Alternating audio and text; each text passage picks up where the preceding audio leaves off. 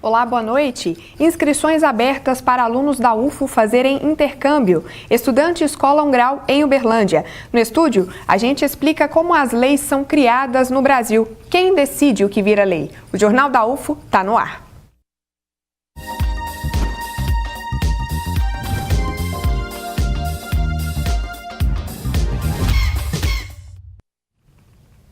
No último sábado, estudantes de 57 cursos da Universidade Federal de Uberlândia colaram grau. Se formaram alunos que fizeram graduação nos campi de Uberlândia. Parabéns, pessoal. Muito sucesso para vocês aí na vida profissional. E começaram hoje e vão até dia 15 de março as inscrições para alunos da UFO fazerem mobilidade nacional e internacional. É uma oportunidade de estudar por um tempo em outra universidade brasileira ou do exterior. Vamos conferir detalhes. Olá a todos que acompanham o Jornal da UFO. Está aberto o processo seletivo para vagas de mobilidade da universidade. Eu converso com a professora Valesca Souza, do ILEEL, para esclarecer algumas dúvidas. Olá, professora. O que é preciso para participar do edital? Olá, Eloy. Olá, telespectadores da TV Universitária. Esse edital ele foi trabalhado pelo Comitê de Mobilidade e nós conseguimos fazer dessa vez, a ADRI tem um edital que está unificado para estudantes de graduação. Há especificidades em questão da performance acadêmica da pessoa. Por exemplo, a pessoa ainda tem que ter um semestre para ser cursado na UFO após o retorno dessa mobilidade e outros detalhes de cunho acadêmico que estão escritos no edital. Como é um edital unificado, são vários programas. Vou citar, por exemplo, Marca. Então, cada programa, tanto nacional, com bolsa, sem bolsa, ele tem as suas próprias especificidades. Então, é importante que o candidato se atente às especificações que estão escritas no edital. E para quais países os estudantes podem estar indo? Olha, o interessado, os candidatos, as candidatas, podem olhar no anexo 1, há uma lista longa de países, Países na Europa, países na América, países na Ásia. E é importante que o candidato saiba que esses países, a cada ano, por exemplo, no final agora em dezembro, a ADRI já começa a fazer as consultas para ver quais países que vão oferecer vaga naquele ano. Então, pode ser que o país que a pessoa tem interesse, que não esteja lá, mas a UFO tem convênio com mais de 250 países, Então, há sempre uma rotatividade desses países que estão lá no anexo 1. E é exigida uma certificação de uma língua diferente? Sim. Então, quando a mobilidade não é feita para países de língua portuguesa, vamos citar Angola, Cabo Verde, então, países, por exemplo, em que a pessoa tem que falar espanhol, francês, inglês, alemão, italiano e assim por diante, é exigido um teste de proficiência. O ILEEL, o Instituto de Letras e Linguística, oferece, por exemplo, na área do inglês o TOEFL, na área do francês o DELF, na área do espanhol o CIEL e também os testes de proficiência, que é o profilinho acadêmico, então que o estudante deveria ficar atento, Às vezes ele não tem esse certificado para concorrer à vaga esse ano, mas o ILEEL está sempre oferecendo testes para que a pessoa possa se preparar para a mobilidade internacional. Uma pesquisa de mestrado aqui da UFO revelou que o Poder Executivo é o maior legislador de Uberlândia. Vamos conferir na reportagem. Todos os dias surge uma nova lei. Seja na cidade, no estado ou no país, existem pessoas que são responsáveis por pensar na legislação. Em Uberlândia, por exemplo, só no período de 2013 a 2016, o município teve 1.308 leis ordinárias e 57 leis complementares aprovadas. Para entender melhor como é feito esse trabalho no legislativo, uma dissertação sobre o tema foi criada. O motivo principal da dissertação é mostrar para a comunidade acadêmica e também para a comunidade em geral, da importância do trabalho do legislativo, que é fundamental na verificação das leis e no controle das ações do Poder Executivo. É um trabalho de dissertação, então foi um trabalho de pesquisa durante 2 anos, e nós estudamos as leis que foram aprovadas na cidade de Uberlândia. Na dissertação do pesquisador são destacados projetos de leis, tais como leis ordinárias e outras leis do Poder Executivo e Legislativo. O que é característico dessa gestão, assim como em grande parte do Brasil, em outros municípios, é que o Poder Executivo é o grande legislador. né, das legislaturas. É o poder que aprova maior número de leis comparada com os outros poderes, legislativo e judiciário. Então, é o prefeito, os secretários do prefeito, que acabam aprovando o maior número de leis e conteúdo legislativo. Matheus ainda ressalta a importância da sociedade entender como funciona o legislativo. É importante conhecer o processo legislativo, é importante conhecer o que a lei é capaz de fazer na nossa sociedade. Nesse trabalho, eu também analiso a produção dos vereadores, né? E é muito importante o papel do vereador na fiscalização dos gastos públicos, né? O vereador ele tem essa função. Além disso, ele está em contato direto com a população. Então, é importante a população ter uma aproximação com o seu vereador e também auxiliar nas tarefas do Legislativo. É da Câmara Municipal que surgem as leis ordinárias e complementares e que podem ser aprovadas. São elas que definem o destino de um povo e também que definem a conduta do cidadão. Criar leis, discutir e aprovar. Esse é o poder que demanda do povo. Então, o outro sentimento que nós temos, o poder legislativo, ele é democrático. Nós temos 27 representantes. Representantes de minoria, maioria, empresários, trabalhadores, enfim, mulheres, homens, crianças. Então aqui nascem os projetos de onde? Da demanda do povo. Você acredita que nós queremos só homenagear ruas aqui? De forma nenhuma. Porque o povo é que pediu. Para quem quiser entender melhor como funciona o Legislativo de Uberlândia, a dissertação está disponível para o público. A dissertação está disponível no repositório da biblioteca. Todas as dissertações estão disponíveis e é de livre acesso. Nós temos sessões ordinárias, 15 dias direto, ininterruptos. Vereador de manhã e de tarde estão aqui. Aí, além dos vereadores, tem vereador que fica em alguns bairros. Bom, para falar sobre o assunto, a gente recebe hoje aqui no estúdio o professor Edilson Gracioli, professor e diretor do Instituto de Ciências Sociais da UFO. Obrigada, Edilson. Boa noite. Boa noite, obrigado pelo convite. E o professor José Magalhães, da Faculdade de Direito da UFO. Obrigada, José. Obrigado, boa noite. José, eu começo com você, pegando o gancho da reportagem. A gente viu que o Poder Executivo em Uberlândia é o maior legislador. Quais as consequências disso? Na verdade, a gente pode analisar isso é meio que consenso, ou se não é consenso, é uma análise um pouco corriqueira no meio acadêmico e na análise política, é que isso faz com que a democracia seja uma democracia de baixa energia. Essa é a consequência geral, né? Por que é uma democracia de baixa energia? Ela é de baixa energia porque as demandas sociais elas são concentradas na figura de um ou de poucos, para que essa figura de um ou de poucos dê invasão à sua própria agenda. Então, quando a gente tem uma agenda que é limitada a um determinado mandatário, no caso do Poder Executivo, a permeabilidade das demandas sociais são muito menores.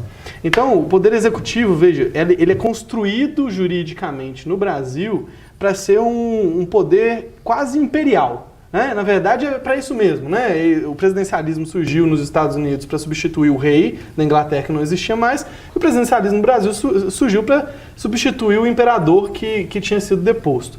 E aí a gente permeou meio que culturalmente, a gente avocou meio que culturalmente poderes para o executivo nesse sentido. O desenho jurídico dessa escolha política que nós temos é um desenho jurídico que, se a gente observa tanto na Constituição da República quanto nas leis dos municípios, são desenhos jurídicos que dão amplos poderes. Além do que, a gente pode perceber de outro lado que os vereadores e o Poder Legislativo pouco tem um poder de agenda de uma maneira orgânica, né? O poder de agenda do Legislativo é diminuto. Veja o que aconteceu no Brasil recentemente. Quando nós tivemos um presidente da Câmara com poder de agenda autônomo em relação à presidência da República, nós tivemos uma crise imensa. Estou falando no caso de Eduardo Cunha e Dilma Rousseff. Se a gente não tem, portanto, um desenho jurídico em que a permeabilidade ou o diálogo ou o conflito institucional entre o Poder Executivo e o Poder Legislativo seja mais fluido, nós teremos crises enquanto as agendas não forem compatíveis. Então, veja, a estabilidade, nesse caso brasileiro, e o nosso desenho jurídico brasileiro é um desenho jurídico favorável ao Poder Executivo. Porque enquanto o Poder Executivo tiver a agenda e o Legislativo aceitar minimamente essa agenda do Executivo, a gente fica bem. Quando o Legislativo tenta impor sua agenda, a gente provavelmente tem crise. Edilson, por que isso acontece, essa falta de equilíbrio, digamos assim? Nós somos herdeiros de uma tradição política que fala na divisão dos poderes. E o equilíbrio entre eles. O equilíbrio, mas isso é uma retórica desprovida de base real. Eu tive a satisfação de ser o orientador do Matheus Jones Zago, que produziu essa dissertação de mestrado. A maior parte do tempo como orientador e na parte final como co-orientador junto com a professora Patrícia Trópia. Então eu conheço o trabalho dele, é um trabalho que tem um grande mérito porque ele analisa, a partir do volume de leis aprovadas, de quem foi a iniciativa, quais os temas que essas leis abordaram fundamentalmente. E aí a comprovação empírica de um fenômeno que não é restrito a Uberlândia. O legislativo é uma tendência no Brasil. O legislativo no Brasil ele é muito pouco protagonista, ele não tem a iniciativa. E é muito ruim, porque no legislativo estão os representantes políticos. Os governantes estão no executivo. Na nossa tradição de democracia representativa tem sido assim. Mas quem é que tem a maior parte de iniciativas no processo legislativo? É o Poder Executivo. Uma outra questão que o trabalho dele, a pesquisa dele apresenta, é o que prevalece de temas nos projetos de lei de autoria de vereadores que se convertem em lei. Aí é um outro problema. A grande maioria das leis apresentadas na forma ainda de projeto por vereadores dizem respeito à declaração de utilidade pública, à denominação de rua e à prestação de homenagens. Isto não é um desserviço ao legislativo. A constatação disso deve, inclusive, fazer com que o legislativo olhe um pouco para a sua produção e se coloque de maneira mais altiva, mais de pé no processo político. O legislativo não pode ser uma correia de transmissão da agenda do executivo. Foi isso que o professor Magalhães falava. Então, é importante isso. As leis também podem partir de uma iniciativa legislativa popular, que no Brasil praticamente não é utilizada. Então nós estamos diante de um traço importante do sistema político brasileiro como um todo, que constitui um desafio. Se queremos melhorar a democracia, a participação política passa pela superação desses problemas. José, a gente pode falar num excesso de leis aqui no Brasil? Faz leis demais, mas na verdade elas não... Sim, há uns 10 anos atrás, um jurista brasileiro fez uma pequena pesquisa sobre o número de normas que existiam somente no âmbito federal, e esse número de normas chegava a 2 bilhões de normas, 2 bilhões de normas. Ou seja, isso do ponto de vista real é impraticável de um cidadão comum ter conhecimento dessas leis, inclusive porque muitas delas têm a ver com procedimentos que são procedimentos que a gente não consegue chegar nesses procedimentos e que envolvem uma burocracia interna estatal bastante longa. Nós temos, sim, uma legislação inflacionada, nós temos uma legislação redundante. O que eu quero dizer com redundante? Ela se repete nos âmbitos da União, dos estados e dos municípios, ela se repete no âmbito, inclusive, intertemático. Então, por exemplo, se repete no âmbito do direito penal, do direito civil, e assim por diante, a mesma legislação, e ela vai se repetindo durante muito tempo. Então, ela é uma legislação redundante, o que faz com que o trabalho do jurista, de quem vai aplicar a lei, seja um trabalho, de fato, um pouco difícil em diversas vezes. Então nós temos, sim, muita legislação e pior, né? A gente tem uma legislação que é pouco efetiva. E uma legislação que não consegue alcançar, de fato, aquilo que é o seu escopo, que é fazer com que organize e pacifique a sociedade. Certo. Daqui a pouquinho a gente continua com o debate. No próximo bloco, para que servem as comissões permanentes? Tem ainda os eventos que acontecem na UFO nessa semana, previsão do tempo e mais conversa aqui no estúdio. A gente já volta.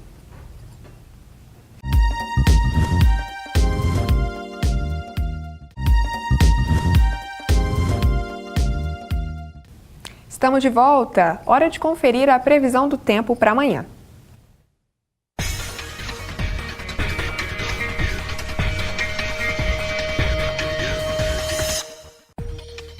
A terça-feira em Uberlândia tem temperaturas amenas e pancadas de chuva ao longo do dia.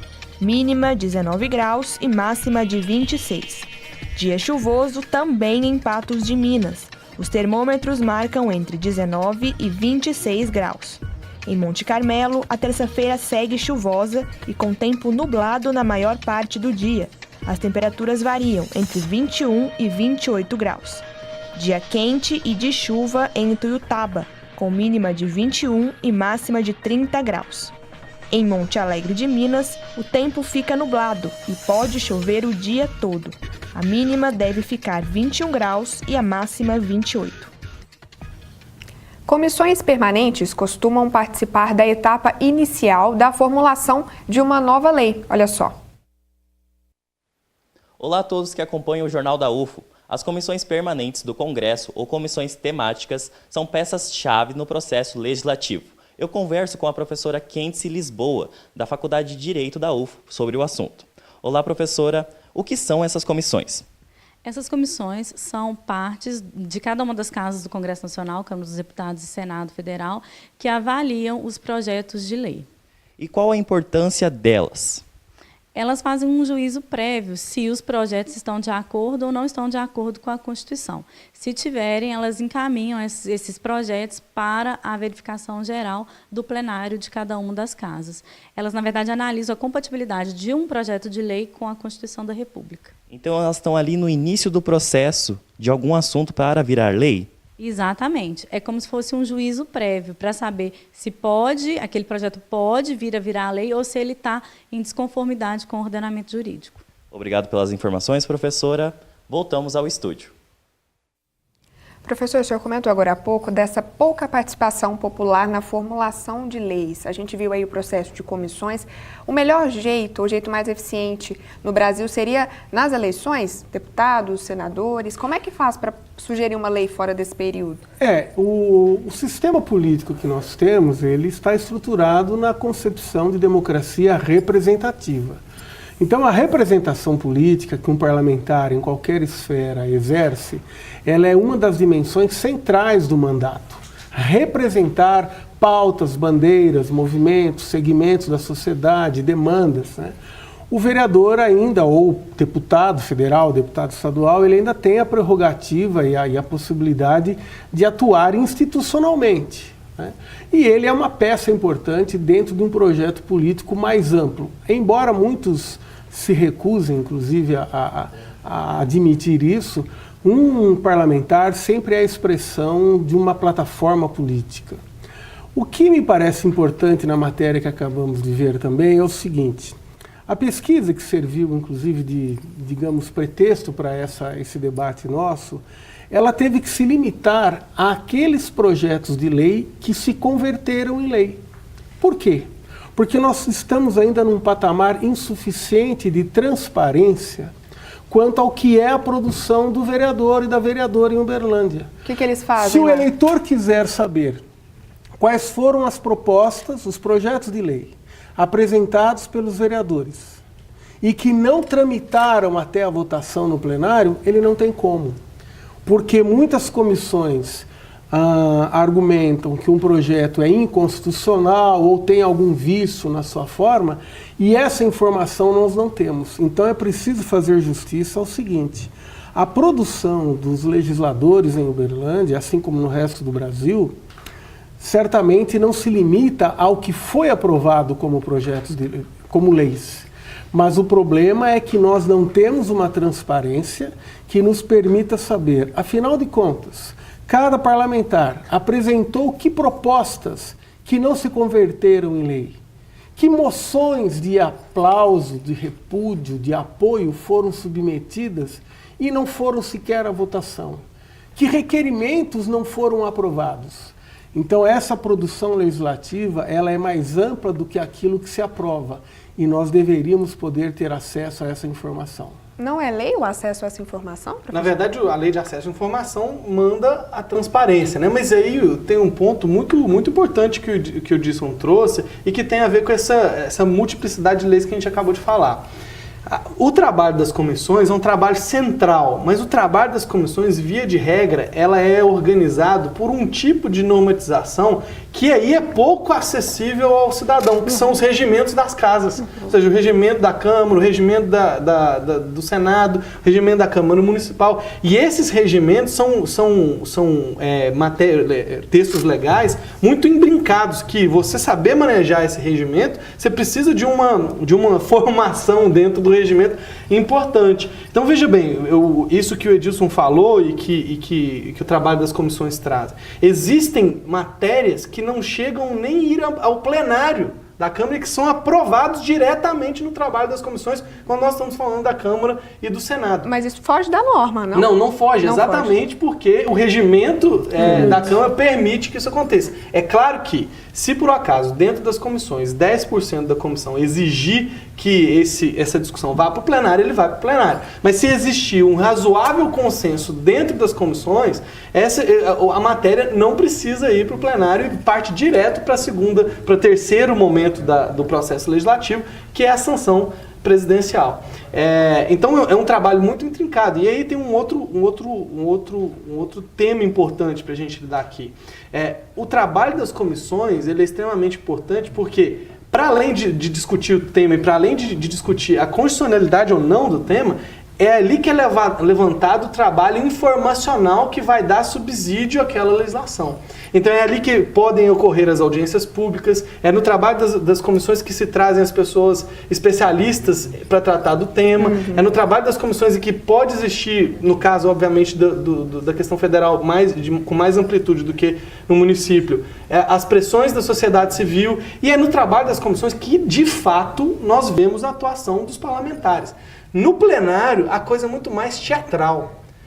Nós temos uma atuação muito mais teatral, muito mais de marcação de posição. Os acordos reais acontecem no trabalho das comissões, os vetos reais acontecem no trabalho das comissões, e tudo isso está normatizado por uma coisa que geralmente nós não vemos, por exemplo, na Constituição Federal. Ele está normatizado pelo regimento. E geralmente, uma pessoa, um cidadão, entender do regimento de uma Câmara, inclusive para nós que estamos estudando isso, é uma coisa extremamente complicada. Então, por exemplo, quando a gente vê agora a tramitação da reforma da Previdência e entender como que funciona essa tramitação, é algo complicado, como é difícil entender como funciona a eleição do presidente da Câmara, como é difícil entender a eleição do presidente do Senado, porque isso tudo está num regimento que é, vamos dizer assim, um lado... bastidor. De bastidor desse processo. E, pessoal, as leis, esses representantes da população deveriam representar a população em geral para fazer leis, mas fazer leis pode ser algo que reflete o interesse de um grupo seleto? Eu diria que, do ponto de vista do objetivo, de uma visão geral, é a primeira parte, mas na realidade é a segunda. Ou seja, não existe representação geral da sociedade. A sociedade ela é permeada por conflitos, por antagonismos, por interesses colidentes. Então, falar em interesses universais é algo muito distante daquilo que de fato ocorre. A representação política, ela é sempre vinculada a determinadas bandeiras, a perspectivas, a projetos. E o estudo sobre todo esse processo, que é o objeto, digamos, da ciência política, né? Nós somos professores aqui da casa com confluência na ciência política, no direito, esse estudo ele tem que ser devolvido à sociedade. E eu acho que essa pesquisa do Matheus cumpre um papel de dar uma devolutiva, dar uma resposta à sociedade daquilo que se faz na universidade. Nós estamos produzindo conhecimento sobre uma parte importante do sistema político, que é o poder legislativo no âmbito local.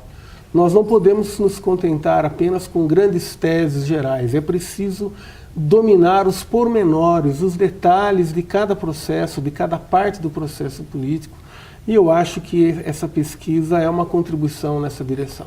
O professor Gracioli comentou agora há pouco do que costuma ser votado pelos vereadores aqui em Uberlândia. A gente tem também informação da tese do Matheus, que no Poder Executivo, a maioria das leis que o Poder Executivo aprova tem a ver, por exemplo, com orçamento, número de administração pública, novos trabalhadores públicos, são decisões importantes, eu diria. Você concorda? Sim, são decisões fundamentais para o funcionamento da máquina pública, né? Existe uma razão, digamos assim, para que o executivo controle o orçamento. Essa razão é porque, no caso, de novo, o desenho institucional, o desenho jurídico dessa atividade política, ele é um desenho que dá, ao mesmo tempo, muitos poderes para o executivo, mas também o torna mais responsável se, por acaso, esse manejo desse dinheiro público for um uso equivocado. Diferente do legislativo, o legislativo não tem, assim, responsabilidade, e isso a gente observou no caso da Eduardo Cunha e Dilma Rousseff mais uma vez, o legislativo não tem propriamente responsabilidade pessoal, ou seja, cada um dos deputados, sobre o que eles vão aprovar e de impacto no orçamento. Já o executivo tem. Então, o que a gente precisa fazer é, de fato, mudar o desenho jurídico para que nós tenhamos responsabilidades e, ao mesmo tempo, poderes paritários. Porque se nós não mudarmos esse processo, o executivo continua tendo mais poder que o legislativo, mesmo se o legislativo, como o Edilson quer, como eu quero, consiga ter um poder de agenda e consiga ter uma agenda que seja uma agenda substancial para a sociedade. Então, nós temos isso, mas essa dinâmica, mas essa é uma dinâmica que o desenho jurídico permite e endossa. É esse que é o problema. Precisaria mudar, então, esse desenho. Com certeza. Certo. Bom, hoje é dia de contar os eventos que acontecem aqui na UFO. Vamos conferir.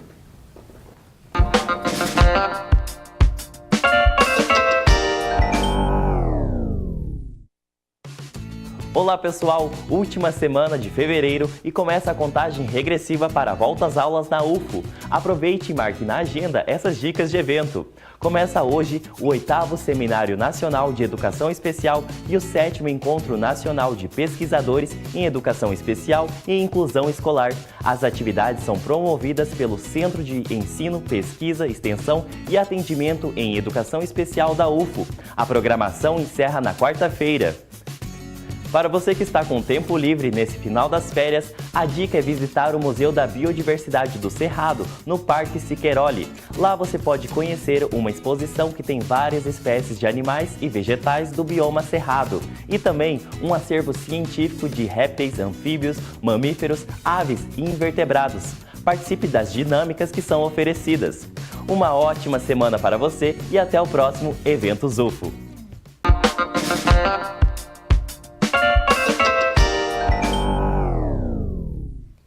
Professor Edilson, professor José, muito obrigada pela participação de vocês. Obrigado, boa noite. Boa noite. O Jornal da UFO fica por aqui. Uma ótima noite para você e até amanhã.